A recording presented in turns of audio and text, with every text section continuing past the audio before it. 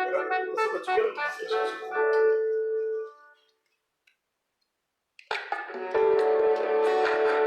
trompette et nous accède de ta présence. Pour t'élever les grands. Encore un peu. Bon, vraiment, ça c'est parfait. C'est parfait. Voici Seigneur, au son de La la trompette, trompette. tous à tes pieds, pour t'adorer. Mais toi tu es là, on ne va même pas chez nous. Voici Seigneur, On s'excuse, bien aimé dans les Seigneurs. On s'excuse, bien aimé dans les Seigneurs parce qu'on est connecté sur deux. Non, tu mets à quoi le volume? On est connecté sur deux téléphones. Donc nous sommes à la fois sur ma page Facebook et aussi sur la page Facebook du docteur Guy Roger Bassafou. Donc nous allons commencer notre émission d'aujourd'hui. Donc pourquoi Moïse a-t-il frappé les rochers deux fois? Donc c'est là que nous allons pouvoir partager. Les gens qui nous suivent chez Guy Roger Bassafou là, j'espère que vous nous suivez également très bien et que notre écran n'est pas incliné là, j'espère bien. Ça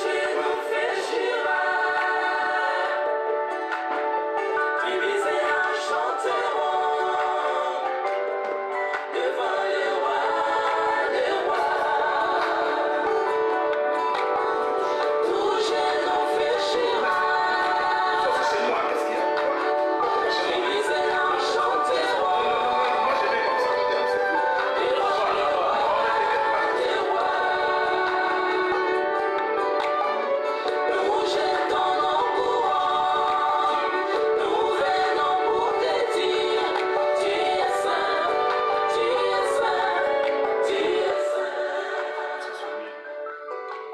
Bon, voilà, bien aimés dans le Seigneur, nous commençons donc notre intervention tout de suite là. Donc, avant de pouvoir commencer, vous permettez que nous puissions prier le Seigneur. Dieu, nous te disons merci pour ces moments que tu nous as accordés, ces moments de partage de ta parole, parce que nous croyons qu'il est écrit que dans leur détresse, ils invoquèrent l'Éternel, et l'Éternel leur envoya sa parole. Nous croyons que c'est la parole qui guérit.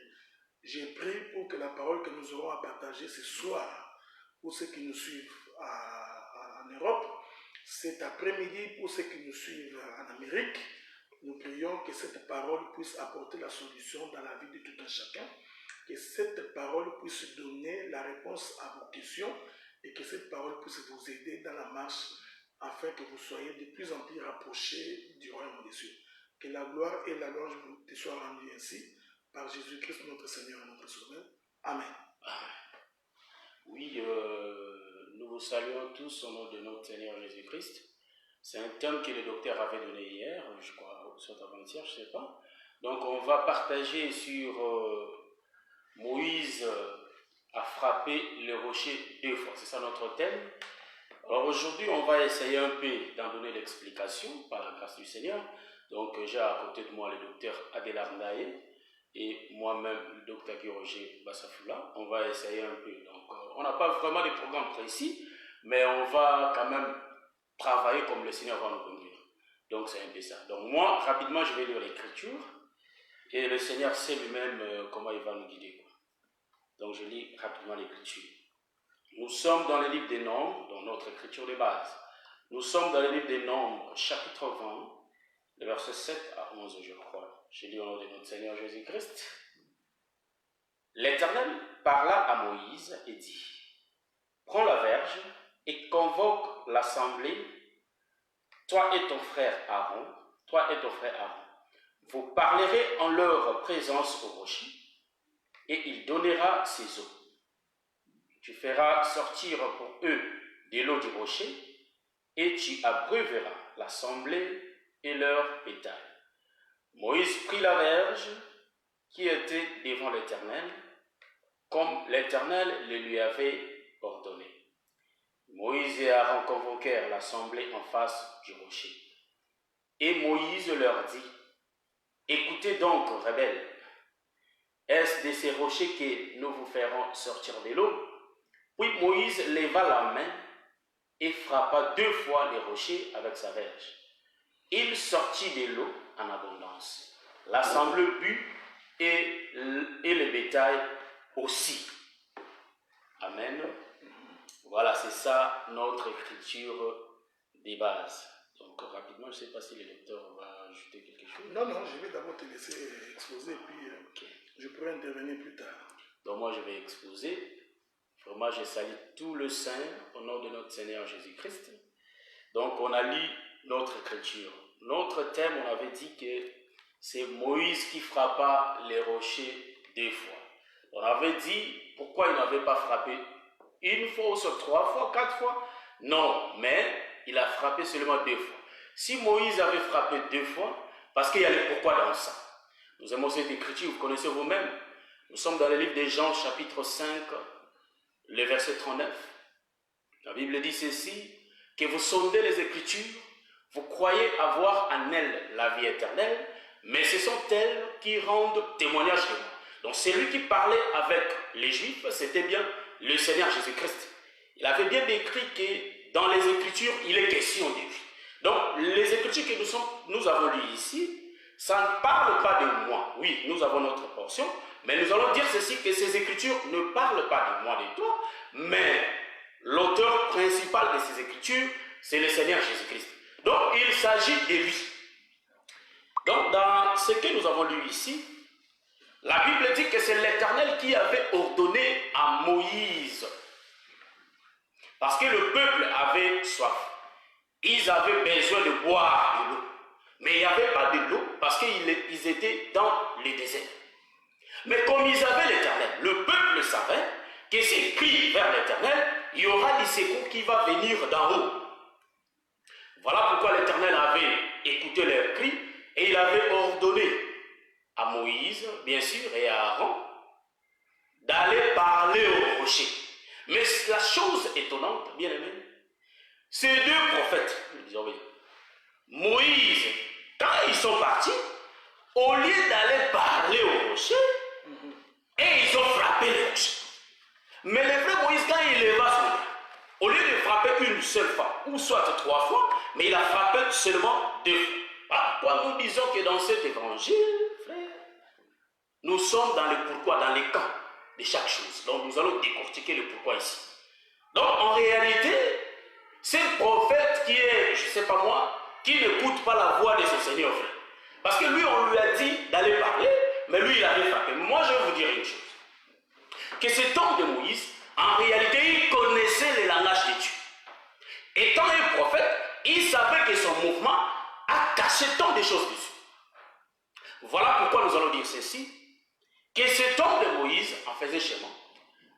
C'est-à-dire, quand il partait, en chemin faisant, quand il partait, en réalité, le Seigneur lui avait ordonné de parler, et quand il est arrivé, lui, il a frappé.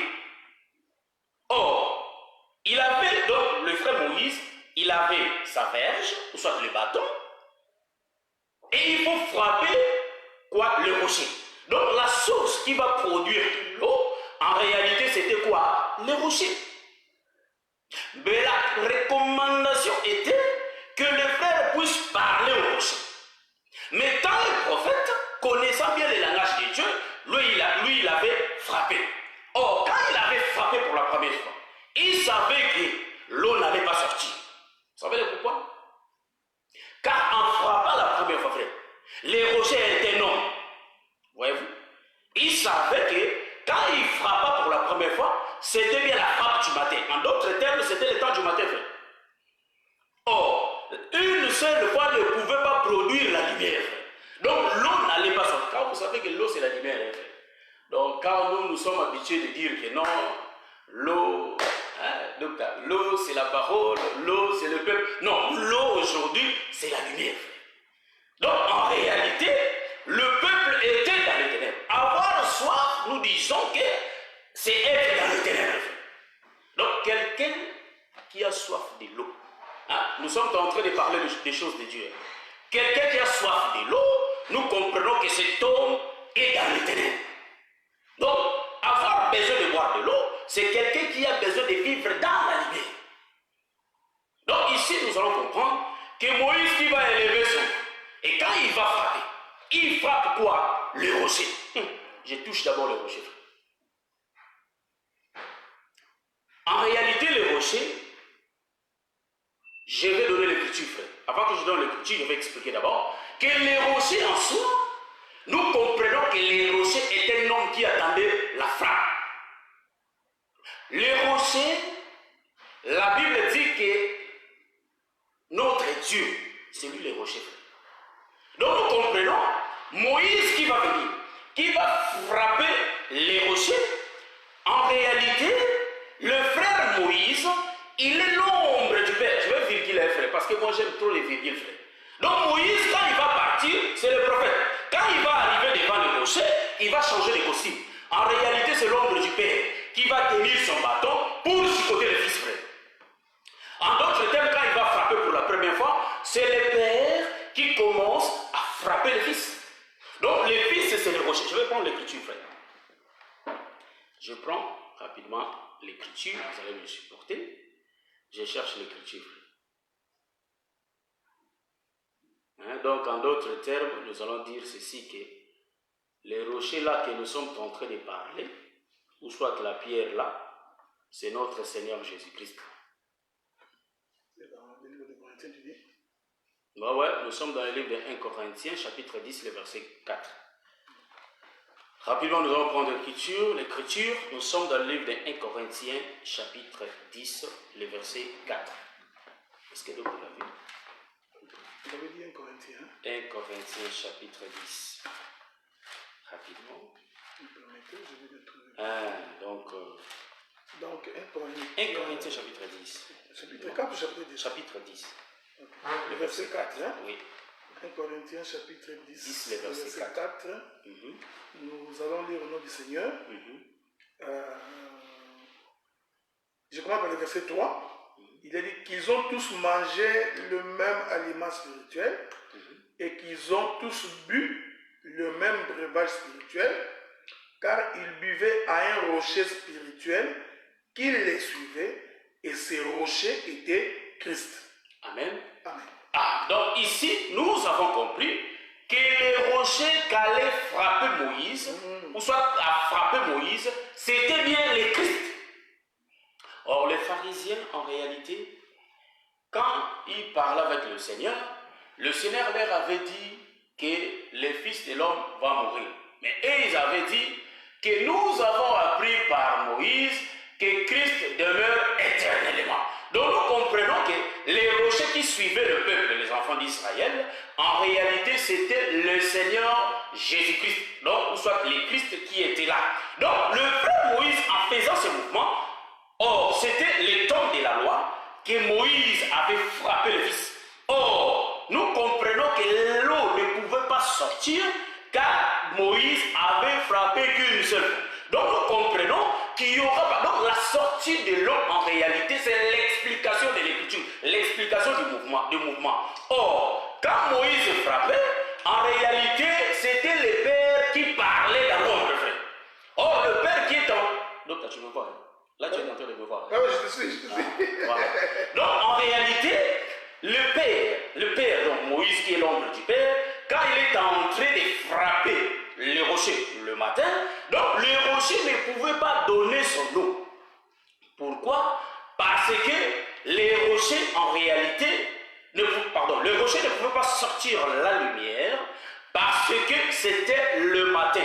Or, dans le temps du matin, le Père parlait en parabole. Je vais prendre l'écriture rapidement pour expliquer ce que le Père parlait. Donc, comme le temps du matin, c'est l'ombre des choses à venir. Donc, dans l'ombre, nous avons que le noir, c'est-à-dire on ne peut pas voir clairement. Donc, l'eau ne pouvait pas sortir. Car le frère Esaïe déclare qu'à la loi et au témoignage. Donc, sans les témoignages, l'eau ne peut jamais sortir dans les rochers. Donc, nous disons qu'en réalité, le fils a été frappé le matin. Mais le matin, le fils ne pouvait pas mourir, frère. Mais pour que le fils meure, il faut que Moïse frappe encore. Donc nous comprenons, la première fois quand il a frappé, les rochers là, en réalité, c'était Moïse, frère. Est-ce que vous comprenez?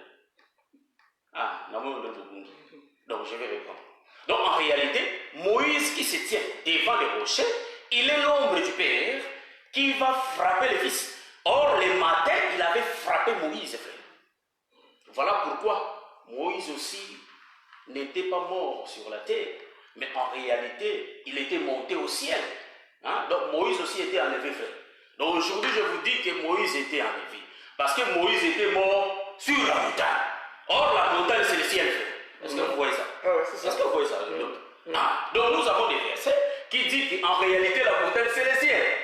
C'est la demeure de Dieu. Dieu n'habite pas ici sur la terre, frère. Donc nous disons que la demeure de Dieu, c'est la montagne. C'est là où Moïse était mort. Donc le mouvement de Moïse, en réalité, quand il était monté, donc c'était la frappe du matin. Quand Dieu a frappé pour la première fois, donc il avait tué Moïse, frère. Or, Moïse, s'il meurt, le peuple ne peut pas avoir la vie, car Moïse avait amené la loi. La loi ne pouvait pas faire sortir de l'eau pour que le peuple boive de l'eau. Est-ce que vous voyez ça? Donc, en réalité, il faut que le Père frappe encore pour la deuxième fois. Donc, quand il est en train de frapper pour la deuxième fois, nous comprenons qu'en réalité, il est en train de tuer maintenant le Seigneur Jésus-Christ, qui était venu le deuxième. Est-ce que vous voyez ça? Donc, le second prophète, en réalité, c'était bien le Seigneur Jésus-Christ. Or, quand il avait frappé, il faut que l'eau sorte. Car le prophète Esaïe dit, comme je l'ai dit, qu'il a dit qu'à la loi et au témoignage, si on ne parle pas ainsi, il n'y aura pas l'aurore pour le peuple. Donc l'aurore, c'est la lumière, frère. Donc nous comprenons, le frère Paul dit ceci, que nous sommes là, donc nous sommes sanctifiés, donc nous sommes lavés par l'eau de la parole. Or le frère Esaïe dit encore, il dit encore ici, que l'eau, en réalité, la pluie, c'est la parole. Esaïe 55. Donc, la pluie, en réalité, c'est la parole. Voilà pourquoi il dit que quand la pluie quitte le ciel et tombe sur la terre, en réalité, c'est comme en est sa parole qui quitte le ciel et tombe sur la terre. Donc, nous disons que la parole de Dieu, c'est la pluie, c'est l'eau. Voilà pourquoi j'ai dit ceci, qu'en réalité, la parole, c'est la lumière, frère. Nous sommes dans le livre de Psaume 119. Là, nous allons voir ça bien. Donc, la lumière qui veut dire la lampe. Nous sommes dans le livre de Psaume 119. Le verset. Nous allons prendre le verset 115, je crois. 115. Il y a un frère qui dit que le volume est très bas, mais je crois qu'il faut vérifier le volume de votre appareil. Hein? Nous, je crois que tout est OK. Vérifiez plutôt le volume de votre appareil. Essayez de l'augmenter, vous nous suivrez attentivement. Donc, Psaume 119, le verset 115. Le verset 115. 105. Okay. Donc, Psaume 119, verset 5. Nous allons lire au nom du Seigneur. Oui. Il est écrit, ta parole est une lampe à mes pieds et une lumière sur mon sentier. Donc, la parole de Dieu est une lampe au pied de David et une lumière sur son sentier. Donc, nous allons comprendre ceci. L'eau qui va sortir du rocher, en réalité, cela explique la mort de notre Seigneur Jésus-Christ. Je vais expliquer ça. Quand l'eau sort, quand il va frapper pour la deuxième fois, nous allons comprendre qu'en réalité, il faut que l'eau sorte, car le prophète avait prophétisé qu'à la loi et au témoignage, si on ne parle pas ainsi, donc, comme il avait frappé le matin, la première fois, c'était la loi, et la deuxième fois, c'était le témoignage. Donc, il faut que l'eau sorte, obligé, il faut que l'eau sorte, car le peuple va bien boire, parce que c'est lui qui a ramené l'eau. En réalité, c'est le Seigneur Jésus-Christ. Voilà pourquoi, à la deuxième fois, donc, le prophète qui était venu le matin, c'était Moïse, il ne pouvait pas donner la vie. Or, c'est lui qui était venu. Le deuxième, c'est lui le prophète Michée. Si vous voyez ça, c'est le prophète Michée qui était venu en deuxième. Le deuxième, c'est pourquoi le peuple avait reçu quoi? La lumière. Je vais expliquer ça. Donc, nous allons comprendre ceci, que pendant qu'Akab voulait monter pour aller se battre avec les Philistins, nous allons remarquer qu'il était là, Akab était là avec le prophète Josaphat.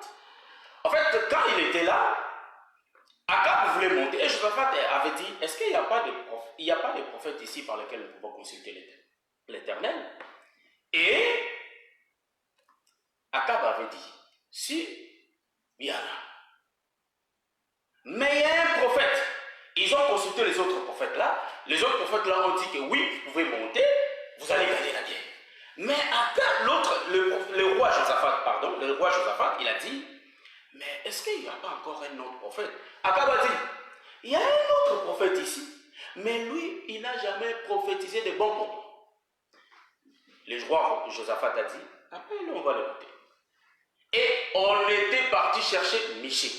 Et quand, ça dit, les autres prophètes, les Sédésias et les autres, ils étaient déjà là. Ils avaient annoncé. Mais ce n'était pas la vérité. Pourquoi? Parce que tous les prophètes qui étaient là, c'était bien les prophètes du temps du matin, frère. Mais il faut que les derniers viennent. Or, celui qui venait en dernier, c'était qui? Michée. Voilà pourquoi quand Michée était venu, il avait le récit dit l'Éternel. Moïse aussi, bien sûr, qu'il avait le récit dit l'Éternel, mais c'était en parabole. Mais il faut l'explication pour que le peuple ait la vie. Or, celui qui était venu avec l'explication, c'était bien le prophète Michée. Donc, le dernier prophète parmi tous les prophètes, c'était le prophète Michée. Or, le dernier prophète, voilà pourquoi nous disons, les prophètes du temps de la fin, c'est le Seigneur Jésus-Christ. Voilà pourquoi la deuxième frappe, en réalité, le rocher explique en grosso modo le Seigneur Jésus-Christ. Donc, quand on l'a frappé, donc quand on l'a tué, c'est alors que l'eau était venue. Donc, nous disons en réalité, en frappant les rochers, c'est comme si on a coupé les pains, on a démorcelé les pains. Donc, nous disons que non, l'eau était sortie. Or, la Bible dit, il faut que le peuple boive cette eau. Donc, nous allons dire ceci, frère. Quel que soit ton problème, quelles que soient tes difficultés, je crois que tu cours des moments difficiles, ça je le sais. Peut-être tu as des problèmes dans ton mariage, peut-être tu as des problèmes des enfants, mais sache-le que le Seigneur était mort pour tout ça. Donc le Seigneur est capable de te répondre, de résoudre tes problèmes, car l'Écriture dit que notre Dieu est plus grand que nos problèmes. Donc ici, je vais épingler, je vais dire quelque chose, mon bien-aimé, qu'en réalité, le Seigneur a été crucifié. Il a été mort, afin que tes problèmes soient résolus. Voilà pourquoi, je vais dire ceci, que dans le désert, il y avait seulement une loi. Pour avoir la vie, il faut regarder les serpents d'airain. Donc il faut essayer un peu d'oublier tes problèmes et regarder le Seigneur Jésus-Christ, car c'est lui qui apporte la solution à tes problèmes. Là, je vais retourner. Mais le Seigneur avait donné la loi. Il avait dit ceci. Et quand l'eau va sortir, il faut que le peuple boive et le bétail aussi puisse boire. Donc ici, nous allons dire ceci, que quand l'eau était sortie, le peuple aussi a bu. Donc le peuple qui avait bu cette eau, en réalité, c'est l'ombre d'Israël, frère. Voilà. Donc nous disons que les hommes là, le peuple là, c'est l'ombre d'Israël qui avait bu cette eau. Mais nous avons remarqué, les bétails ne pouvaient jamais boire. Est-ce que vous me voyez? Mais en réalité, tout le temps, voyez?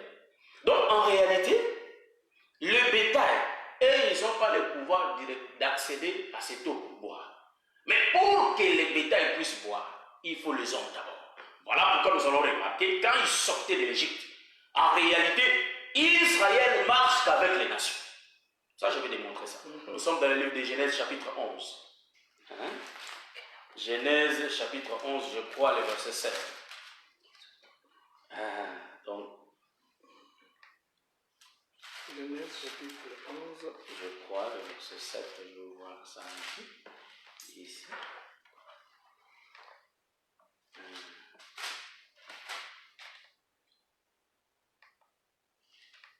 Ça, je vais voir ça. Vous avez trouvé l'écriture? Non. Tu parlais quand ils sont sortis avec les bétails? Je crois, Exode, pardon, Exode. Okay. Exode, pas Genèse, Exode. Okay. Exode, chapitre 11. Exode, chapitre 11. Nous allons lire le verset 7. Je commence par le verset 6 pour une meilleure saisie. Il y aura dans tous les pays d'Égypte des grands cris tels qu'il n'y en a jamais eu et qu'il n'y en aura plus de semblables. Mais parmi tous les enfants d'Israël, depuis les hommes jusqu'aux animaux, pas même un chien ne remuera sa langue, afin que vous sachiez quelle différence l'Éternel fait entre l'Égypte et Israël. Amen. Amen. Je reprends rapidement le verset 7. Mais parmi tous les enfants d'Israël, depuis les hommes jusqu'aux animaux, pas même un chien ne remuera sa langue. Donc nous disons, parmi les enfants d'Israël. Donc par là, nous allons comprendre qu'en réalité, Israël avait des animaux. Comme quand Moïse, devant les rochers, Israël et le peuple, ils avaient les bétails. Donc en d'autres termes, Israël marche qu'avec les animaux. Or ici, nous allons éclairer que le peuple est là, c'est l'ombre d'Israël, et les animaux, c'est les nations, frères. Voilà pourquoi nous disons qu'avec la femme cananéenne, là nous allons comprendre que nous les chefs, nous sommes tout un peuple, frère. Est-ce que vous voyez ça? Même le prophète Esaïe l'a prophétisé. Donc nous allons comprendre ceci, qu'en réalité, ceux qui ont eu l'accès premièrement à cette eau étaient le peuple. Donc en réalité, ce n'est pas moi. Donc voilà pourquoi nous disons ceci. C'est un grand péché si nous disons que cet évangile est venu du Congo, frère. Car ici dans les Écritures, voilà, nous voyons que l'évangile est venu d'Israël, frère. Donc là, il n'y a personne qui peut nous contredire. Ça, je suis 100% sûr. Donc ici, nous allons comprendre, car ici nous voyons que ceux qui ont eu premièrement l'accès à cette eau, en réalité c'était le peuple. Donc moi je vais dire que c'est le peuple là. Ah, c'est des pierres, c'est des gens. Hein? Voilà ça. C'est des Nathanaël, frères, et qui ont bu le premier. Mais il faut que les chiens aussi puissent boire, donc le bétail. Donc nous, le bétail, les chevaux, nous, les animaux, nous allons boire cette eau, mais en réalité, il faut commencer par le peuple. Donc ceux qui vont tourner pour donner cette eau, c'est les hommes qui vont donner les bétails, cette eau. Est-ce que vous voyez ça? Donc nous comprenons ici qu'en réalité, c'est Pierre qui a annoncé l'évangile à nous. Voilà pourquoi le Seigneur va dire dans le livre de Matthieu chapitre 28, Matthieu chapitre 28, 19, il va dire, allez faire de toutes les nations. Là nous comprenons que c'est les rochers qui envoient Pierre. Et dire que toi comme tu as dit, il faut aller faire boire aussi les animaux. Est-ce que vous comprenez ça?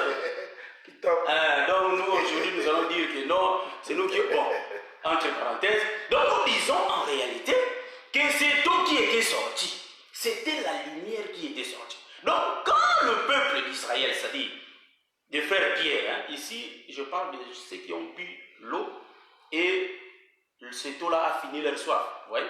Donc c'est ça. Donc ici nous allons dire ceci, qu'en réalité ici c'est les hommes qui font le mouvement. Israël fait le mouvement de nous donner l'évangile, frère. Donc ils ont tourné vers nous les animaux, les bétails, pour boire cette eau. Voilà pourquoi je dis ceci, frère. Tant que toi tu bois cette eau, il faut que les hommes constatent la différence entre ton ancienne vie et ta nouvelle vie. Vous voyez ça? Donc nous disons que, en réalité, il faut que nos vies puissent changer, car nous sommes maintenant la lumière du monde. Voilà pourquoi je dis que cette eau, en réalité, c'est la parole. Or, quand nous mangeons la parole par l'oreille, en réalité, cette parole nous illumine. Cette parole éclaire nos vies. Or, regarde ta vie. Est-ce que tu es éclairé par cette parole? Quand tu dis que moi je suis de l'évangile tant, moi je suis ça, est-ce que ta vie est conformément aussi à ce que toi tu parles? Est-ce que ma vie à moi est comme ce que moi je dis? Et ça dit, ça correspond à ce que moi je dis, à ce que moi je vis. Donc, ce n'est pas à nous de dire, mais simplement les hommes vont nous observer, ils vont remarquer que ces gens-là vraiment vivent cette parole. Donc, il n'est pas vraiment important de dire que moi je suis comme ça, moi je suis comme ça, mais il est mieux que les hommes eux-mêmes puissent découvrir ce que nous sommes. Or, vous allez remarquer, ces deux temps, donc, on dit que le pourquoi, donc Dieu, ou soit celui qui était l'ombre de notre Dieu, Moïse, quand il avait frappé, donc c'est le Père qui tue. Voilà pourquoi nous disons qu'en réalité, les rochers, le frère Daniel l'a prophétisé, c'est la pierre qui tombait sur la montagne sans le secours d'aucune main. Or, vous allez remarquer, quand ça va arriver sur le sol, ça va se casser. Quand ça va se casser, c'est la mort de la pierre. En d'autres termes, c'est le Seigneur Jésus-Christ qui meurt sur la terre. Mais qui a tué le Seigneur Jésus-Christ? C'est tout un peuple qu'on appelle Israël. La terre. Voilà pourquoi Abraham, le Seigneur l'a dit quand il était dans sa chambre, soit dans sa maison. Le Seigneur l'a dit, sors dehors il lui a montré une descendance comme le sable de la mer. Donc, et une autre descendance comme les étoiles du ciel. Donc, la première descendance, c'est Israël qui est la terre. Donc, nous disons, en d'autres termes, c'est Israël qui a tué le Seigneur. Voilà pourquoi nous disons ceci. Hein? Donc, nous disons, si quelqu'un a une préoccupation, il peut soit nous écrire ou soit. Hein? C'est pas ça, docteur? Ah ouais, c'est ça. Bon, on va voir si on peut répondre aujourd'hui et après, mais tu peux nous écrire, quoi. De voir si c'est vraiment ça. Voilà pourquoi nous disons qu'en réalité, le Moïse qui frappa 2 fois, c'est l'Éternel qui est en train de faire 2 mouvements. Or, la première frappe, en réalité, c'était Moïse. Et la deuxième frappe, c'était le Seigneur Jésus-Christ. Voilà pourquoi nous disons que Moïse est l'ombre, mais la réalité, c'est le Seigneur Jésus-Christ qui donne l'explication des paraboles. Voilà pourquoi le peuple là était sauvé, l'eau était sortie par le Seigneur Jésus-Christ. C'est comme le Seigneur Jésus-Christ sur la croix, frère. Quand Moïse était monté sur la croix, Moïse n'a pas sorti l'eau, frère. Hein? Est-ce que tu le sais que Moïse était sur la croix? Ah oui, je sais. Donc sur la montagne. Donc nous disons qu'en réalité, il n'y avait pas l'eau qui était sortie. Mais quand le deuxième prophète était monté, donc là, nous allons remarquer que l'eau et le sang étaient sortis de son côte. Est-ce que vous voyez ça? Donc, de sa côte, pardon, de sa côte, l'eau était sortie. Donc ici, nous allons dire ceci, que Moïse, c'est l'ombre de Dieu qui frappa les rochers 2 fois. Donc c'est un peu ça, je ne sais pas si je vais compléter. Voilà, non, je ne pas un docteur. Voilà, donc je crois que le docteur Guy Roger Bassafouna, nous sommes chez lui, hein? Nous sommes chez lui à la maison. Donc, il a fait un très bel exposé. Je crois qu'il n'y a pas grand-chose à ajouter. Nous allons nous répéter pour que chacun de vous puisse nous saisir aussi attentivement. Parce que le bien-aimé a fait sortir beaucoup d'éléments. Je ne sais pas, aussi au niveau de la régie, nous avons des questions. Faites-nous les parvenir, on va voir. Donc, il vous a donné le livre des Nombres, chapitre 20. Je vais d'abord lire le verset 8. Il est écrit, « Prends la verge et convoque l'assemblée, toi et ton frère Aaron. Vous parlerez en leur présence au rocher. » D'abord, pour convoquer l'assemblée, il faut que Moïse puisse prendre sa verge. C'est très important. Amen. Donc Dieu leur dit, prenez d'abord la verge. Une fois que vous aurez pris la verge, alors convoquez l'assemblée. Et le Seigneur continue, et alors vous parlerez en leur présence au rocher. Voilà, Dieu leur dit, au rocher, vous allez parler. Mais avant de parler au rocher, prenez la verge et convoquez l'assemblée. Quand vous lisez le texte noir sur blanc, donc si tu es quelqu'un de Mamakato, tu vas comprendre que l'Écriture dit, toujours dans le verset 8 de Nombres chapitre 20, « Il donnera ses eaux et tu feras sortir pour eux de l'eau du rocher. Tu abreuveras l'assemblée et leur bétail. » Ce qui est étonnant, le docteur Guy Roger Bassafoula l'a soulevé dans le verset 10, Moïse et Aaron convoquèrent l'assemblée en face du rocher et Moïse leur dit, écoutez donc, rebelles, est-ce de ces rochers que nous vous ferons sortir de l'eau? Puis Moïse leva la main. Maintenant vous allez comprendre pourquoi Dieu avait dit à Moïse, prends la verge, convoque l'assemblée. Donc Moïse n'est pas allé avec sa verge par sa propre volonté. C'est Dieu qui lui avait dit de prendre la verge, de convoquer l'assemblée et ensuite de parler au rocher. Maintenant, nous vous démontrons que nous avons l'évangile. Parce que pour nous, parler au rocher veut dire frapper le rocher. Voilà. Donc si tu lis l'écriture noire sur blanc, tu vas dire que Moïse a désobéi. Mais nous te disons que Moïse n'a pas désobéi parce que Moïse, quand Dieu lui disait parle au rocher, Moïse avait compris que parler au rocher veut dire frapper le rocher. Voilà pourquoi Dieu lui a demandé d'amener sa verge. Je suis au verset 20, il est écrit. Verset 21, puis Moïse leva la main et frappa 2 fois les rochers avec sa verge. Est-ce que vous comprenez? Donc le rocher a été frappé 2 fois par la verge. Ce que j'aime dans la Bible, vous savez, nous allons vous définir la verge. Nous n'allons pas définir la verge comme les francophones, parce que les francophones, pour définir la verge, ils vont aller lire les dictionnaires, mais nous définissons la verge selon les Écritures. Le bien-aimé David dit ceci, David dit, ta houlette et ton bâton me rassurent.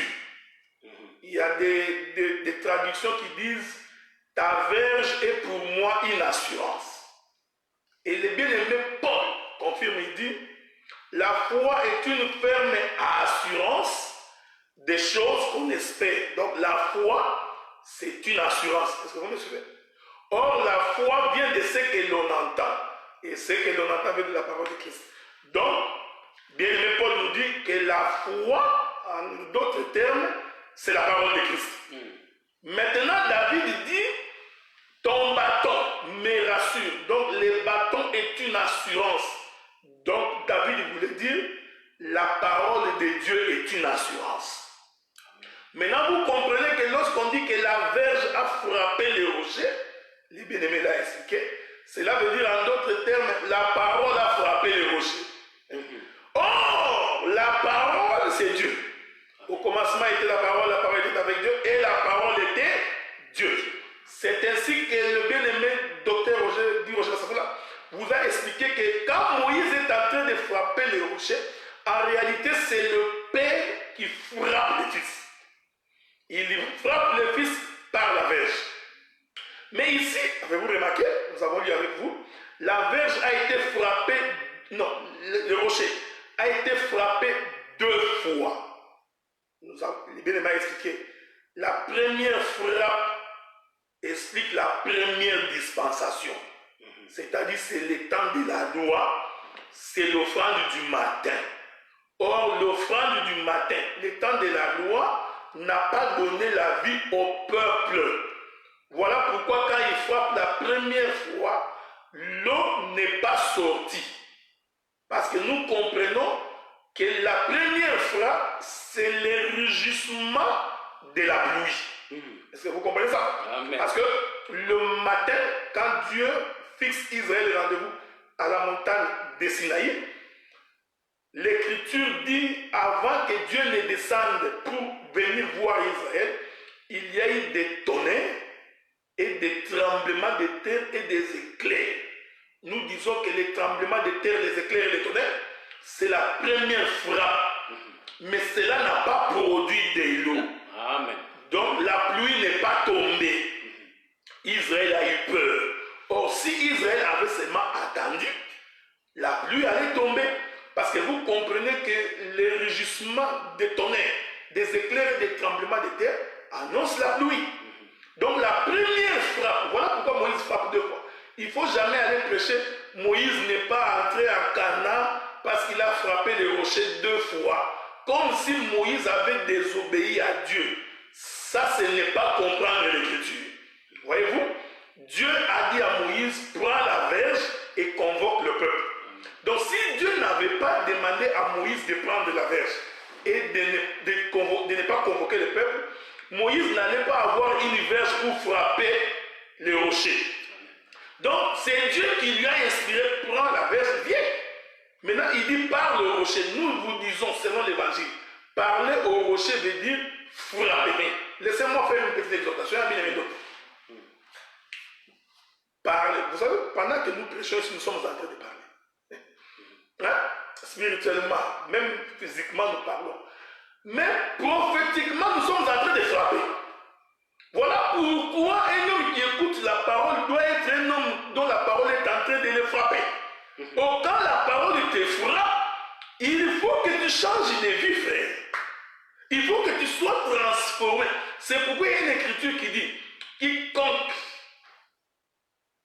aime son fils, non, quiconque éloigne les fouets de son fils, les haït.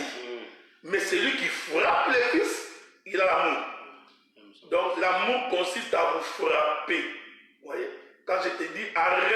de draguer les femmes des frères. Je te frappe parce que tu n'écoutes jamais. Arrête de draguer les sœurs dans l'église. Tu n'écoutes jamais. Donc nous prenons les fouets parce que nous t'aimons. C'est pourquoi nous te disons que cette manière de circuler parmi les troupeaux pour aller chercher les femmes, parce que ce n'est pas nous qui avions choisi la femme que tu as. Donc si ta femme, tu la trouves laide et que tu la trouves moche, eh bien aimé, arrange-toi pour la rendre belle. Ce n'est pas nous qui avions choisi cette femme-là pour toi. Maintenant, toi, tu t'arranges pour aller regarder les femmes d'autrui dans l'église parce que tu trouves que ta femme est moche. Tu vois? C'est pourquoi nous levons les fouets pour te frapper. Parce qu'il faut qu'on te frappe jusqu'à ce que l'eau sortira de toi. Est-ce que vous comprenez ce que je dis? Écoutez, mes amis, je vais vous lire une écriture. Hein? Je vais vous lire une écriture. C'est ça la doctrine. La doctrine, ce n'est pas le voile. Arrêtons d'abord ces choses-là. Non, tu vois les voiles. J'ai même suivi l'église, tu vois, la sœur doit être naturelle. Pour lui, la femme qui est naturelle, c'est la femme qui n'aimait pas le lait de beauté, qui n'utilise pas de paix de savon. Donc c'est comme si cette femme est sortie dans le ventre de sa maman comme ça. C'est ce que lui appelle la femme naturelle. Une femme qui a subi les intempéries du soleil, le teint est devenu bronzé comme s'il est passé sous les charbons. Et toi tu dis qu'elle est naturelle. Voyez? Et quand nous disons que la femme doit être belle, frère, la beauté, d'abord, moi ça m'énerve ces choses-là. Pour être belle, hein, écoutez, il faut utiliser les produits des toilettes. Je peux marcher dans toutes les écritures pour démontrer que Esther, avant d'apparaître devant le roi, Esther, je ne parle pas ici dans la révélation, d'abord comme ça doctrinalement, Esther a utilisé les produits de beauté pour paraître belle. Nous demandons à nos sœurs d'être belles. Il y a des produits qui peuvent rendre ta peau lisse, jolie. Même quand ton mari te regarde, il a du plaisir à te regarder. Il a même l'appétit d'aller avec toi. Il y a des frères qui sont même incapables d'aller avec leur femme tellement que la femme est devenue moche. Et vous allez chercher les démons qui découragent. Il n'y a aucun démon qui te décourage. Oh non, je suis devenu faible parce que ma femme est possédée par la femme devenue mari devenu faux. Elle est devenue tellement sale que tu n'as plus d'appétit pour y aller. Est-ce que vous comprenez ce que nous disons? Donc, quand nous annonçons la parole, c'est pour que les gens soient transformés, que les gens changent d'attitude, de mode de vie. Regardez maintenant, frère, bien-aimés dans le Seigneur. Je vais vous lire une autre écriture pour que vous compreniez. Le bien-aimé Moïse dit ceci. C'est l'Éternel qui dit. Je suis dans Exode, chapitre 17, verset 6. Il est écrit. Voici, je me tiens devant toi sur le rocher. Parce que Moïse avait demandé de voir la face de l'Éternel. Or, il y a une écriture qui dit, Dieu dit, s'il y aura un prophète parmi vous, je lui parlerai par des visions et par des songes. Mais Moïse, lui, je lui parle face à face comme on parle avec un ami.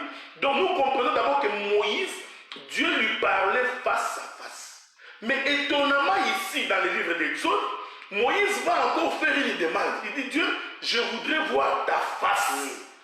Voici, voyez l'écriture, frère. Dieu pouvait dire à Moïse, mais pourquoi demandes-tu ma face alors que nous nous voyons déjà face à face parce que nous parlons. Mais écoutez ce que Dieu dit à Moïse. Il dit, Moïse, tu vas te tenir sur le rocher. C'est pas l'écriture. Attends, je vais voir ça. Non, voilà. Laissez-moi vous trouver cette écriture-là. C'est pas l'écriture que j'ai cherchée. Un peu plus tard. Ça, je reviendrai sur cette écriture-là plus tard. L'écriture où il dit tiens-toi au cœur du rocher. C'est l'écriture que je cherche. Ne vous en faites pas. Voilà. Prenons les livres d'Exode chapitre 33. Là, vous avez prié, vous avez pensé que je vais manquer les versets. Je l'ai trouvé. Exode chapitre 33, ok? Nous allons commencer à partir du verset 20, je crois. Exode 33. Laissez-moi vous lire à partir du verset 19. Non, 18, il est écrit. L'Éternel dit à Moïse, non, prenons le verset 16, c'est mieux. La Bible dit ceci. Verset 16, il dit, comment sera-t-il donc certain que j'ai trouvé grâce à tes yeux, moi et ton peuple? Ne serait-ce quand tu marcheras avec nous, quand nous serons distingués, moi et ton peuple, et de tous les peuples qui sont sous la face de la terre. L'Éternel dit à Moïse, je ferai ce que tu me demandes, car tu as trouvé grâce à mes yeux. Je te connais par ton nom. Verset 19. L'Éternel, non, verset 18. Moïse dit, fais-moi voir ta gloire. L'Éternel répondit, je ferai passer devant toi toute ma bonté et je proclamerai devant toi le nom de l'Éternel. Je fais grâce à qui je veux, fais grâce et miséricorde à qui je fais miséricorde. L'Éternel dit, tu ne pourras pas voir ma face. Voyez-vous, Moïse a demandé de voir la gloire. Maintenant, Dieu interprète la gloire. Il interprète que la gloire, c'est la face de Dieu. Est-ce que vous me suivez? Il dit, tu ne pourras pas voir ma face car l'homme ne peut me voir et mourir. Pourtant, Moïse voyait Dieu et il causait. L'Éternel dit, voici un lieu près de moi, un lieu près de moi. Tu te tiendras sur le rocher. Donc, pour voir Dieu, il faut te tenir sur le rocher. Quand ma gloire passera, je te mettrai dans un creux du rocher et je te couvrirai de ma main jusqu'à ce que j'ai passé. Voilà. Donc, pour voir la main de Dieu qui te tient sur le rocher, ce n'est pas fini, docteur. Il faut que Dieu te mette dans le creux du rocher. Écoutez, vous qui n'écoutez jamais. Or, pour avoir le creux du rocher, il faut creuser le rocher. Donc, en d'autres termes, vous voyez, il faut frapper le rocher. Suivez-moi bien. Donc, cela suppose que Dieu, avant de mettre Moïse dans le creux du rocher, Dieu a frappé le rocher. Et je t'informe en passant. Dieu a frappé le rocher deux fois. Donc, j'aime ça, j'adore ça. Tu vas voir qu'il a frappé le rocher deux fois. Il frappe le rocher, il finit de frapper le rocher, il fait un creux. Voilà. Donc, le rocher a été transformé. Il fait un creux. Maintenant, il prend Moïse, il le met dans le creux du rocher. Première dispensation. Dieu passe, quand Dieu voulait passer, il prit sa main, il couvrit le visage de Moïse pour que Moïse ne puisse pas voir sa face. C'est la première frappe qui ne fait pas sortir l'eau. Parce que quand Dieu te couvre le visage par sa main, cela veut dire que tu ne vois pas. Voilà pourquoi Moïse ici, il a vu Dieu de dos. Vous voyez? Or, si tu vois Dieu de dos, cela veut dire Dieu t'a privé sa face. Or, quand Dieu te prive sa face, tu es dans les ténèbres. C'est ce que les frères avaient expliqué ici. Donc, en d'autres termes, David dit, ta parole illumine ma face. Donc, quand Dieu te tourne le dos, en d'autres termes, Dieu t'a privé la lumière. En d'autres termes, tu es dans les ténèbres. C'est-à-dire que Dieu ne s'est pas révélé. C'est ça la première frappe. Voyez-vous, frère? Donc, le rocher qui est frappé ici, le frère l'a expliqué, c'est Christ. Mais dans Christ, il y a deux dispensations. Il y a la dispensation du matin, qui est la première frappe de Moïse. Il y a la dispensation du soir, qui est la deuxième frappe de Moïse. Il faut que ces deux dispensations marchent ensemble pour que nous proclamions le jour. Amen. Voyez-vous, frère, pour que nous proclamions le jour, il nous faut des dispensations. C'est pourquoi dans Genèse, il est écrit, il y a eu un soir, il y a eu un matin. C'est fut le premier jour. Donc les jours, c'est un rocher. Amen. C'est un homme, c'est Christ. Mais dans le jour, nous avons le matin et le soir. Ce sont les deux frappes. Il faut que ces deux choses soient manifestées pour que nous puissions véritablement avoir la lumière, pour que nous puissions boire de l'eau. Mais ce frère ici, il est dangereux. Voilà pourquoi nous, quand nous témoignons d'un homme qui est ministre, ce n'est pas un ministre des accommodements. Tu vois, au Québec, il y a ce qu'on appelle les accommodements culturels. Nous allons nous faire confiance comme on est des amis. On ne peut pas l'abandonner. Il a marché beaucoup avec nous. On a mangé les foufous chez lui à la maison. Faisons de lui ministre. Nous n'avons pas cette confession. Pour que je témoigne que tu es mis, moi, pour que je témoigne. C'est-à-dire, il faut vraiment, quand tu prêches, qu'on le sente que ça, c'est un homme inspiré. Le frère a dit ceci. Quand l'eau est sortie, ça j'ai adoré. Je l'ai reçu quand il parlait. Je répète ça. L'Écriture dit que le peuple a d'abord bu, ensuite le bétail. Vous comprenez? Le peuple qui boit, c'est la première frappe. Le bétail qui boit, c'est la deuxième frappe. Parce que le peuple qui a bu en premier, c'est Israël. Or, Dieu a fait avec Israël l'alliance le matin. Voilà, nous pouvons dire, sans être contredit par personne, même si Paul est ressuscité aujourd'hui, il ne peut pas nous contredire. Nous comprenons que le peuple a bu de l'eau le matin, les bétails ont bu de l'eau le soir. Est-ce que vous voyez ça? Voilà pourquoi, bien aimé dans le Seigneur, quand Jésus monte sur la croix, nous disons, voyez frère, l'Éternel est bon. Jésus est monté sur la croix le matin. Il a rendu l'âme le soir. Ça t'as pas vu, hein? Ça te prendra des kilomètres de courses, de marches pour nous atteindre. Tu vois? Jésus est monté sur la croix le matin, mais il est mort le soir. Voilà pourquoi l'Écriture dit que quand on fut monter Jésus sur la croix, jusque-là, il y avait encore le soleil. Nous comprenons que nous étions le matin. Mais quand Jésus veut rendre l'âme, les ténèbres se sont abattues sur la terre. Donc nous comprenons que sur la croix, nous avions eu des frappes. Le matin et le soir. Les bien-aimés vous ont donné l'Écriture des Corinthiens, où Paul dit clairement que les rochers qui conduisaient Israël, c'est Christ. Maintenant nous comprenons, celui qui frappe les rochers, c'est Dieu qui frappe Christ.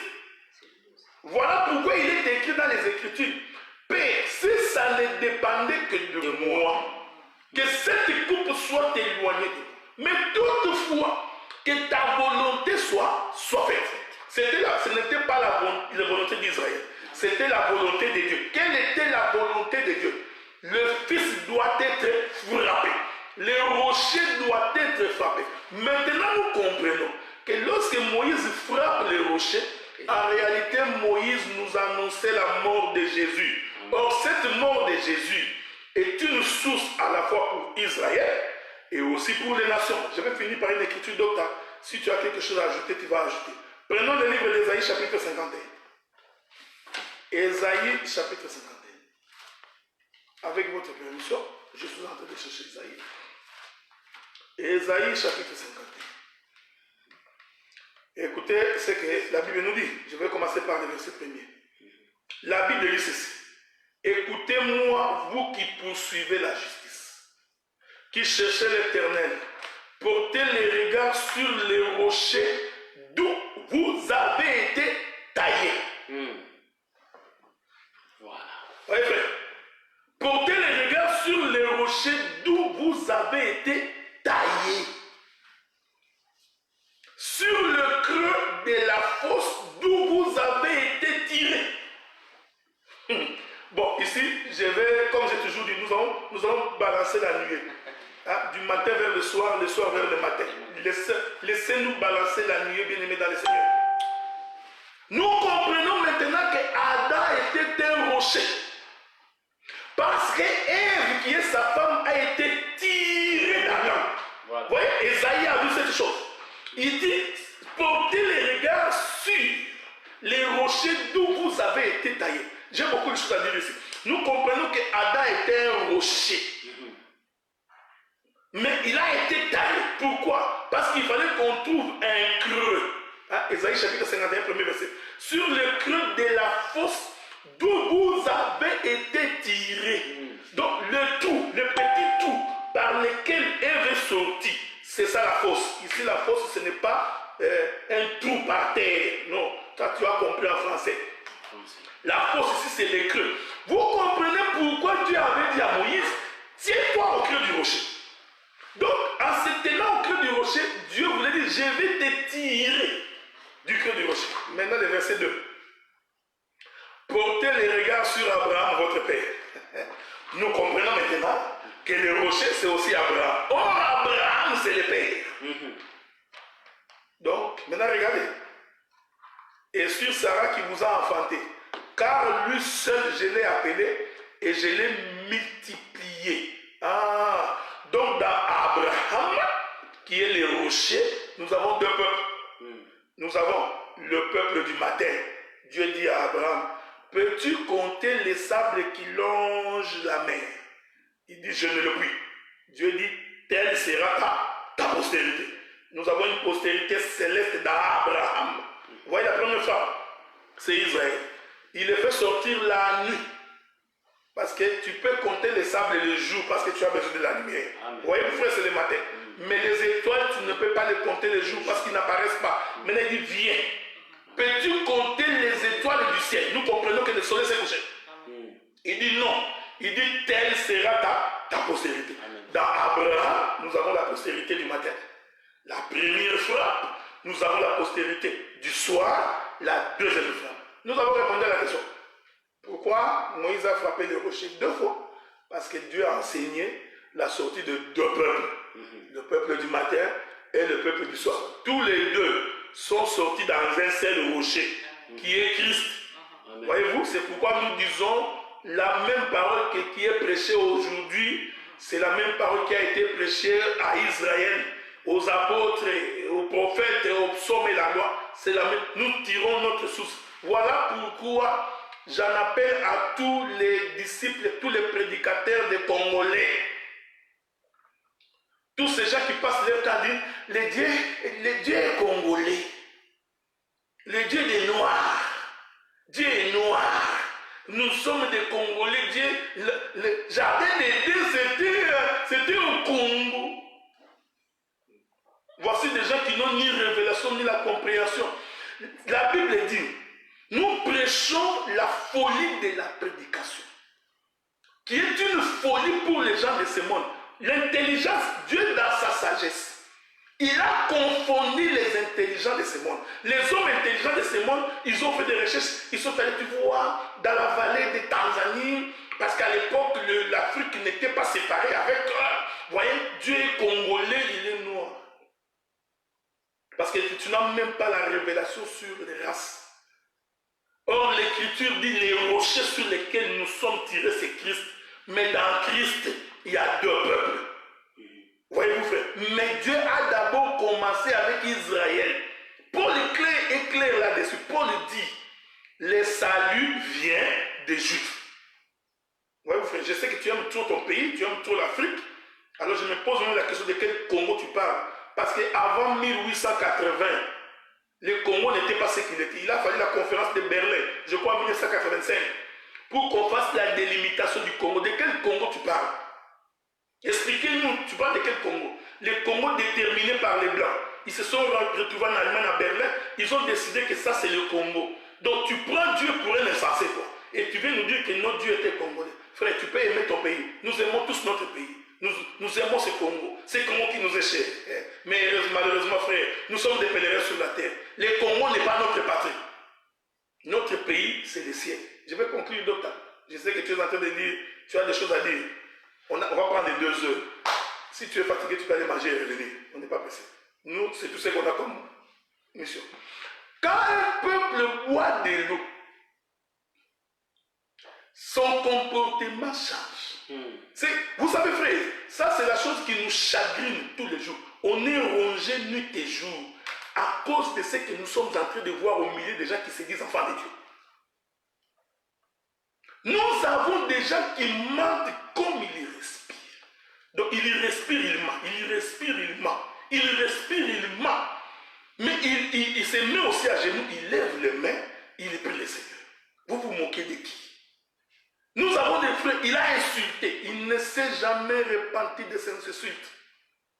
Tu insultes la femme de ton frère, tu insultes ton frère, tu insultes ta mère, tes oncles te ont insultés, tu les as traités de n'importe quoi. Tu n'as jamais demandé pardon. Le Saint-Esprit que tu as, l'eau que tu as bu, n'a pas étanché ta soif du péché. Or, quand on boit cette eau doit étancher notre soif du péché. Jésus dit à la femme samaritaine, lorsque tu auras bu de l'eau que je te donnerai, tu n'auras plus soif. Mais aujourd'hui, nous avons des assoiffés. Il boit, il est toujours assoiffé. Il ne se désaltère jamais. Dès qu'il voit les femmes, son cœur bat la chamade comme si ça va sortir de sa poitrine. Quand il prêche là, il y a des gens qui se sont servis du micro, incapables de draguer une femme quand tu étais dans le monde. Tu avais tellement peur de femmes que tu tremblais. Maintenant, tu crois que le micro est devenu pour toi un visa parce que tu te tiens devant le peuple et qui t'écoute, c'est devenu pour toi un visa. Toi là, toi. Quand tu étais dans le monde, c'était incapable. Quand tu voyais une femme, tu tremblais. Surtout des femmes blanches, là, c'était encore impossible. Nous avons des gens qui se sont mariés même par commission. Donc parce qu'il est incapable de parler. Maintenant, tu crois au Seigneur, on te donne le micro pour chanter. Le fait que tu chantes devant les gens, tu trouves que c'est un visa. Tu viens d'avoir un visa Schengen. Tu vas entrer dans tous les territoires, dans l'église, commencer à prendre toutes les soeurs, toutes les femmes. Il y en a d'autres qui sont devenus des citoyens français. Vous comprenez ce que je dis, non? Il est devenu français. Il circule dans tous les pays en train de chercher les femmes d'autres. Non. Quand tu bois de l'eau, ça doit étancher ta soif. Ta soif du péché. Israël doit boire et nous allons boire. Bon, docteur, je ne sais pas si tu as ajouté. Je crois que nous avons bossé. Nous n'avons pas répondu à la question de mais pourquoi Moïse n'est pas entré dans Canaan? Parce que là-bas, la Bible dit que non, puisque tu n'as pas honoré mon nom, voilà pourquoi tu n'es pas entré en Canaan. Tu n'as pas la réponse non plus. Ce n'est pas parce qu'il avait frappé les rochers 2 fois. Tu comprends ça? Docteur, je ne sais pas s'il y a quelque chose à ajouter. Oui, je crois que je n'ai pas trop à dire, le docteur, parce qu'il a tout dit.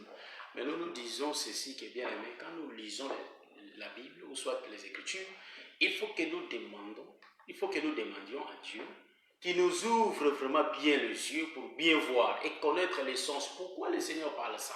Donc, nous, on a dit que le mouvement de Moïse, en réalité, ça témoignait que de notre Seigneur Jésus-Christ, comme le docteur l'a dit. Donc, nous avons compris que les deux frappes, en réalité, ça parlait de l'ombre et la réalité. Voilà pourquoi même le frère Ésaïe a prophétisé ces temps dans le livre d'Ésaïe, chapitre 11. Il avait parlé que des animaux, frère. Mais que ces des animaux-là, ils allaient être conduits par un enfant. Est-ce que vous voyez ça? Je crois que c'est dans le livre d'Ésaïe, chapitre 11. Donc, nous parlons que de 2 dispensations. Hein? Non, je viens de faire une chose. Fini. Je vais lire ça après. Ok. Donc, nous disons ceci, qu'en réalité, bien aimé, les saluts étaient venus d'abord en Israël. Et après, nous, on a reçu les saluts. Moi, je vais lire le livre d'Ésaïe rapidement. Parlons des rochers, car nous croyons que ces rochers-là, c'est le Seigneur Jésus-Christ. Sur le livre d'Ésaïe, chapitre 11, je crois.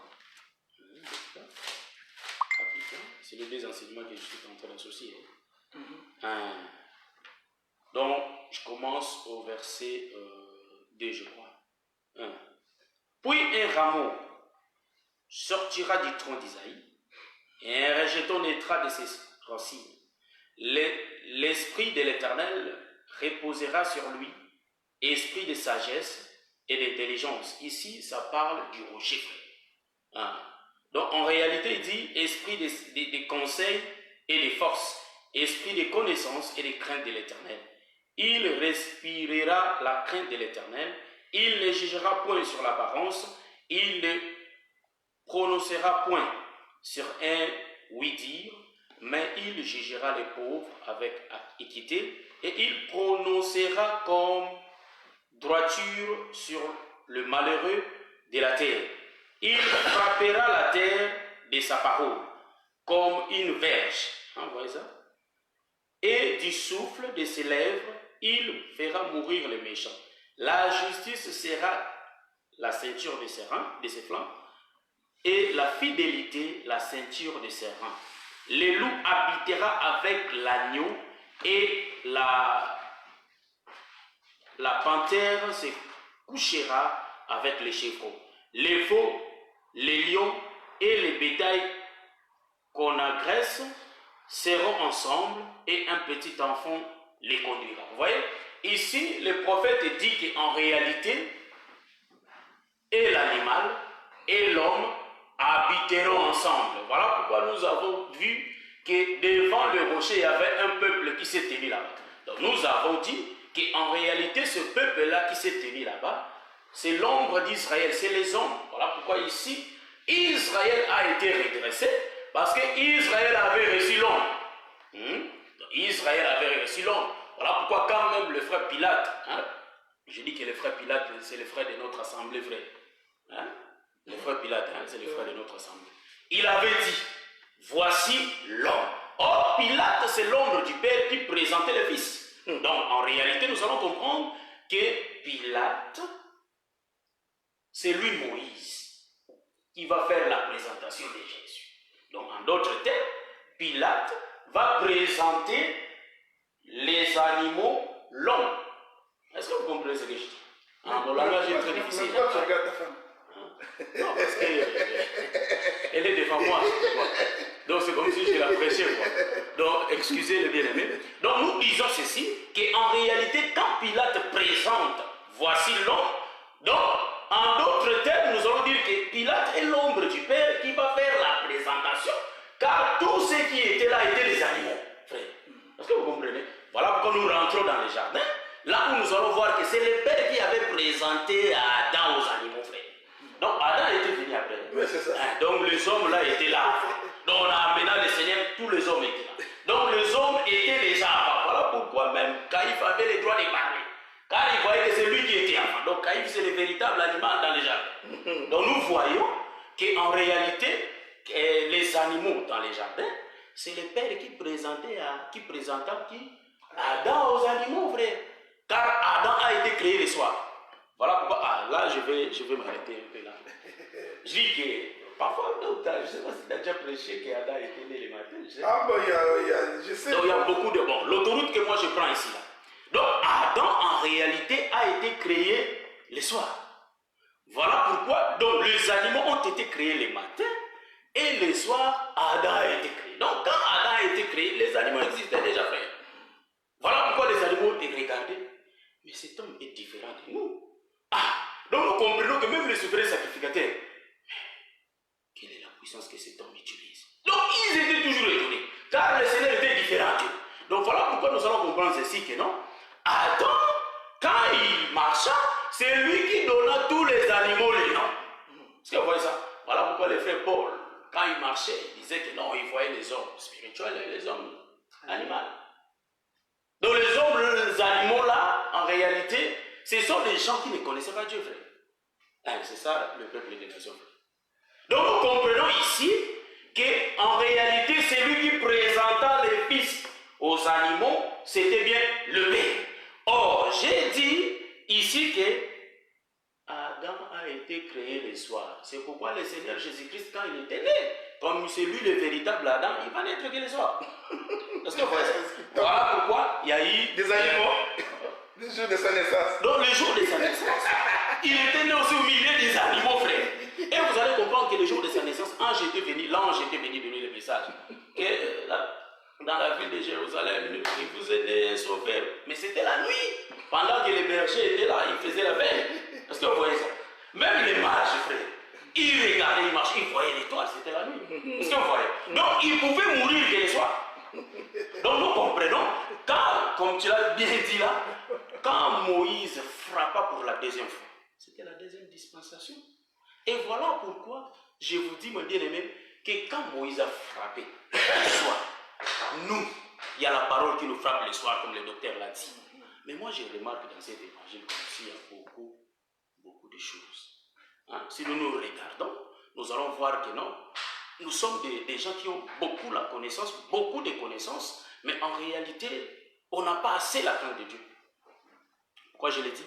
Parce qu'au milieu de nous, il faut toutes les repères des apôtres se trouvent en nous qui avons la véritable parole. Vous savez quoi? Mais frère, même le frère Paul, quand il parlait, il disait, les royaumes des cieux ne consistent toujours pas en parole, mais en puissance, frère. Mais si tu es malade, toi tu vois qu'il y a des docteurs. Mais parfois tu parles chez le docteur et dis, moi je ne vois rien. Donc comprenons, c'est une maladie spirituelle, frère. Et quand il s'agit de cela, il faut bien chercher la face de Dieu. Vous savez ici aussi, bien aimé, quand il s'agit de la doctrine, les gens n'aiment pas. Nous nous aimons que des révélations. Nous disons Amen, frère. Mais sachons-le bien que le Seigneur marche en deux temps, le matin et le soir, frère. Donc il faut avoir la parole et la puissance. C'est pourquoi, frère, vous allez remarquer, le matin, il était la colonne de nuée. Ah, la colonne de nuée, la nuée, c'est la parole, frère. Hein? C'est de l'eau. Quand on voit la nuée, c'est de l'eau. Voilà pourquoi même le frère, le prophète Élie, quand il avait envoyé son messager, il avait vu la pomme d'une main. C'était la nuée. Vous voyez, c'est la parole. Mais sachons bien que quand Israël marcha la nuit, ils ont vu quoi? Ils ont vu, c'est-à-dire l'Éternel les conduisait par la colonne de feu. Donc nous allons parler de feu, c'est la puissance, frère. Donc le soir, le Saint-Esprit était descendu. Donc nous comprenons que bien aimé, si nous regardons le rocher, frère, nous n'allons pas être déçus. Donc nous comprenons que les rochers des âges, c'est le Seigneur Jésus-Christ. Or, bien aimé, si nous croyons vraiment au Seigneur, commençons à examiner notre vie. L'autre fois, je prêchais à l'église, j'ai dit, comment se fait-il, toi, tu as commencé à prier longtemps, mais ce Dieu-là n'est jamais apparu, même par les songes, pour qu'il te donne même le fils qu'un message. Tu ne reçois pas. Donc, nous comprenons que tu n'es pas en contact avec ce Dieu. Toi, tu connais que Amen, c'est vraiment ça. Oui, c'est la parole que les ministres te prêchent. Mais c'est Dieu là lui-même, même en songe, même te révéler quelque chose, tu n'as jamais vu. Donc nous comprenons, tant que toi tu restes dans l'infidélité, dans l'impudicité, tu ne verras jamais la face de Dieu.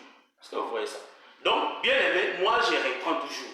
J'ai dit que notre rocher qui nous donne la vie, la source de la bénédiction, c'est le Seigneur Jésus-Christ. Voilà pourquoi marchons vraiment dans la sainteté, afin que nous héritons le royaume du ciel. Vous savez que je lis une écriture ici. Je vais chercher ça rapidement. Un docteur, j'ai vu ça ici, je vais voir ça, je cherche ça. Que le Seigneur me fasse la grâce. Donc ils ont dit que non, il a donné le pain en Israël. Hein? Ça dit, le rocher a parlé. Il a donné le pain aux enfants d'Israël et l'eau. Et après, ils ont hérité Canaan. Donc nous comprenons, pour que le peuple hérite le royaume des cieux, il faut qu'ils mangent le pain et ils boivent de l'eau. Est-ce que vous voyez ça? Donc si toi tu as mangé que le pain, tu n'as pas bu de l'eau, tu n'auras pas la vie. Donc en d'autres termes, nous disons, il faut vivre la parole. C'est-à-dire, quand nous écoutons la parole, cela ne suffit pas. Il faut que nous vivions cette parole. Est-ce que vous voyez ce que je dis? Donc c'est un peu ça à la base de la doctrine. C'est ce que j'avais d'autre à dire. Bon, je crois qu'on va finir là. On a presque fini là. En attendant qu'on nous prépare déjà la chanson à la régie pour conclure, j'ai voulu donner une écriture très importante là, toujours pour expliquer pourquoi le rocher a été frappé 2 fois. C'est très important. D'abord, je vais t'informer. Je te donne une information. Communiqué officiel.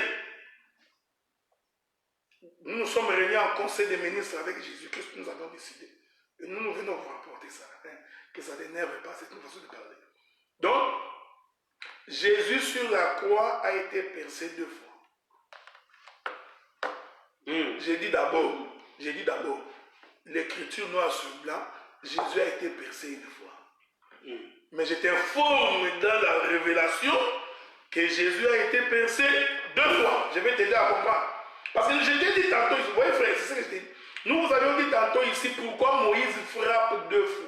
En fait, il est en train de percer le rocher. Maintenant, la Bible dit que sur la croix, lorsque ce soldat romain a percé les côtés de Jésus, donc sa côte, l'écriture dit que c'est lui qui a vu. Il a vu l'eau et le sang. Il n'a pas vu l'eau et le sang mélangés. Non. Il a vu de façon distincte l'eau et le sang. Voyez-vous, c'est ici que j'ai dit.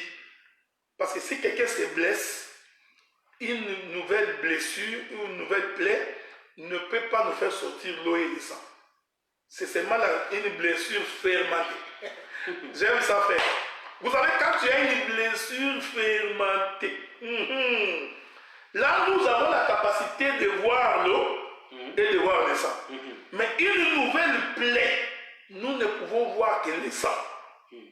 Donc nous comprenons que sur la croix, pour que ces centeniers, ces soldats romains puissent voir l'eau et le sang, c'est-à-dire qu'il y a eu un moment où Jésus a été blessé, le sang a coulé, et il y a un temps qui s'est passé.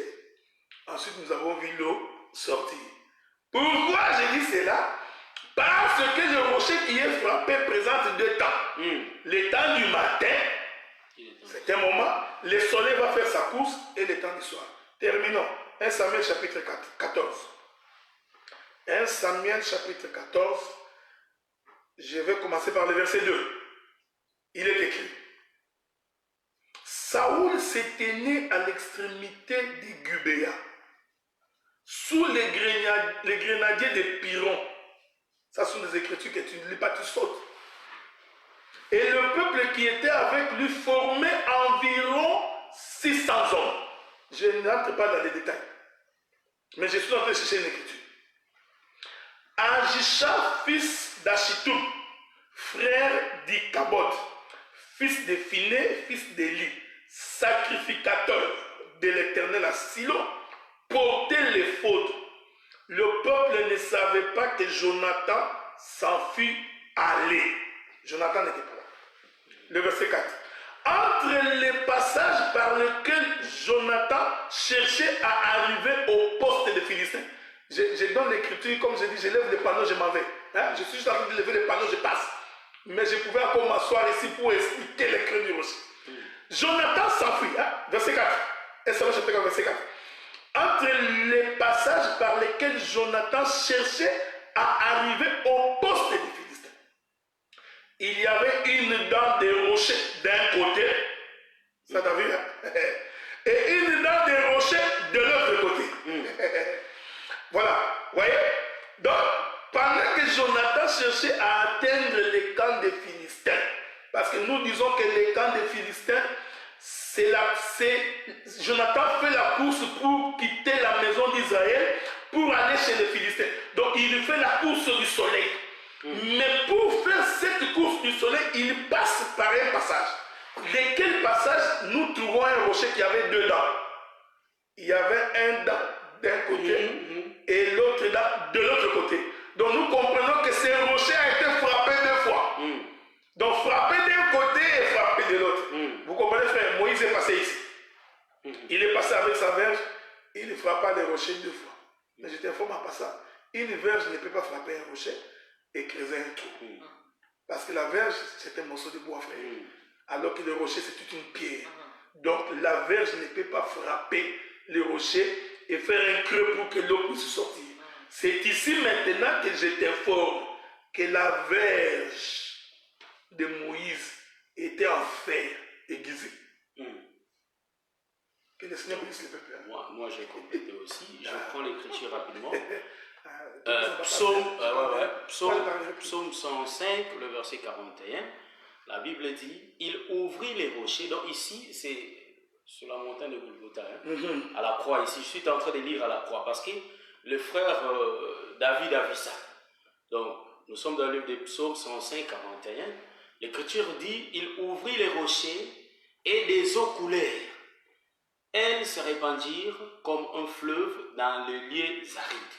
Donc, nous comprenons, quand les soldats romains avaient pris l'épée, c'est l'épée, donc vous voyez la flèche là, c'est les bâtons, c'est la verge.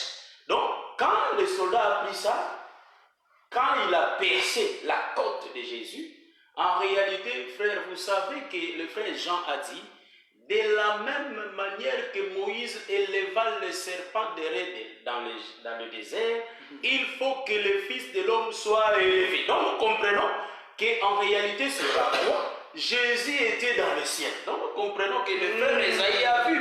C'est pourquoi le frère Esaïe a dit que la pluie, donc ici, la pluie va tomber du ciel. Donc nous comprenons qu'en réalité Jésus, qui était sur la croix, c'était le ciel qui faisait sortir la pluie. Or la pluie va tomber dans la terre, sur la terre. Donc dans les lieux arides. Voilà. Donc dans les lieux arides. Donc nous comprenons que le sang et l'eau va couler, va tomber. C'est la pluie, frère, qui donne la vie. Car les lieux étaient arides. Mais il faut que la pluie tombe. Donc nous comprenons que, frère, nous avons reçu cette grâce-là. Nous sommes sauvés, nous qui sommes la terre. Vous voyez ça? Car Esaïe a dit ça. Que nous, l'épouse, la femme, nous sommes la terre. Et la pluie, c'est le Fils qui est descendu. Donc nous comprenons que Jésus, là, qu'on a mis sur la croix, en réalité le ciel qui a fait couler de l'eau, donc la pluie qui nous a donné la vie. Or, frère, toi qui entres dans l'église, qui écoutes la parole, prions Dieu pour qu'il puisse changer nos vies, frère. Voilà pourquoi l'Écriture dit que nous ne restions toujours pas bornés à écouter, mais que nous pratiquions ce que nous écoutons. Est-ce que vous voyez ça?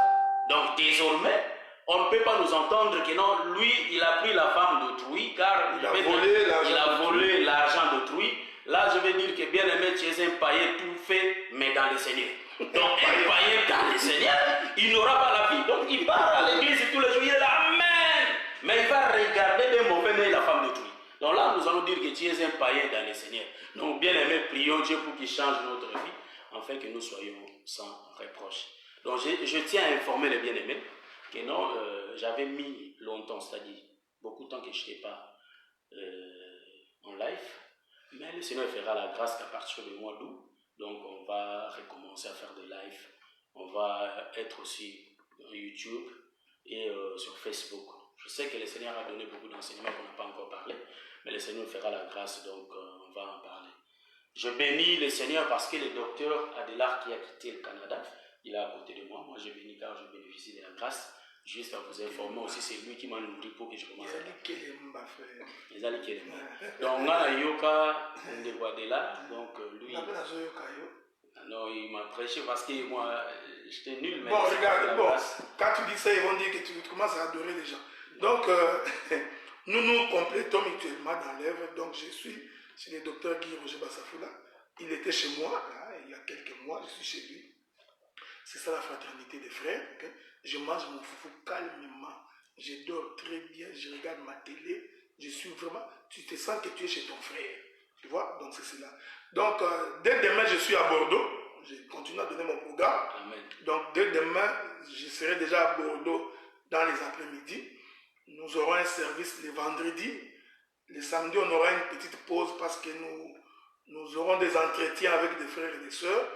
Et le dimanche, nous allons continuer à Bordeaux pour clôturer. Et je rappelle aux bien-aimés que le 9, le 10 et le 11, nous sommes à Paris. Donc, je crois que c'est à Villeneuve.